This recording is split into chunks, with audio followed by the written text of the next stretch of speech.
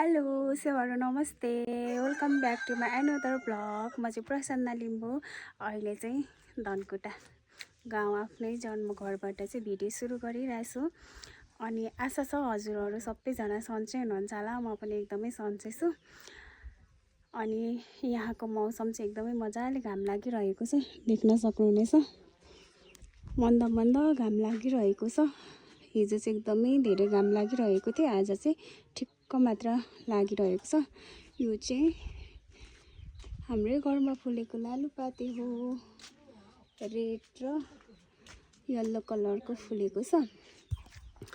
अनि म चाहिँ अब यतै घर नजिकै आज बाख्रा चराउन लाने भनेर चाहिँ रेडी भएर बसिरहेको छु। ल आज म गोठाला गएको भिडियोहरू हेर्नु होला है त।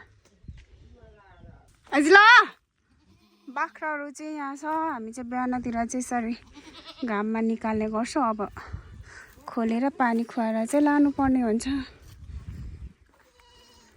यस्तो छ है त।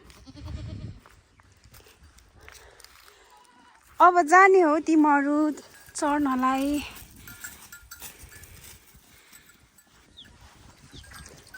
होइन बाटो लागेको हो यता।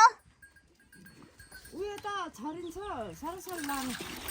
अब लानु एकैचोटि भरे चढ्दै फर्किन्छ। खेद्दिनु ल, म यता पर छेक्छु। ल चलो त। रेडी बाख्रा गोठाला उठ झोला।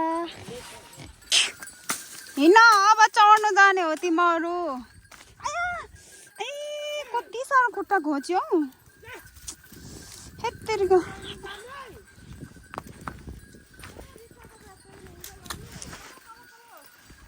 यत्रो काँडाले घोच्यो। अब लट्ठी लिएर म गोठाला जाँदैछु।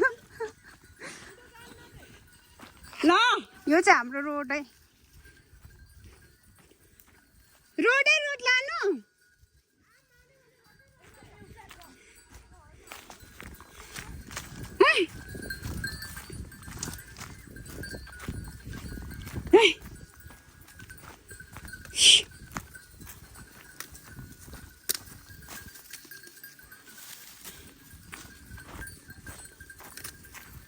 अहिले चाहिँ यस्तो सुक्खा चाहिँ बाली नाली उठाइसकेको समय हो भक्कले गर्दाखेरि।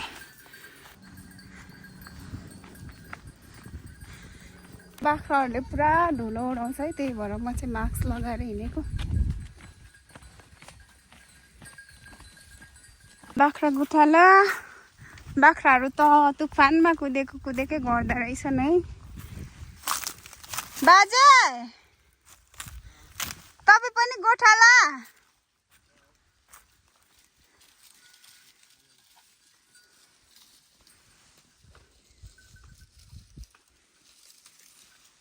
यो सबै हाम्रै बारी हो है, घरबाट अलि तलतिर। हजुर बाख्राहरू चाहिँ खासै चढेको छैन, पुरा कुदिरहेछ। ल ल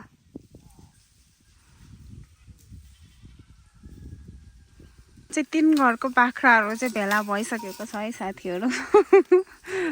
तपाईँको पनि बाख्रा छ न बाजे? ल बाख्राहरूलाई चाहिँ यहाँ थोरै थोरै घाँसहरू झार्दै खाँदैछन् बाख्राहरू चाहिँ। अरू कता पुगे बाख्राहरू? किन हान्नु पर्ने अहिले नि अहिले?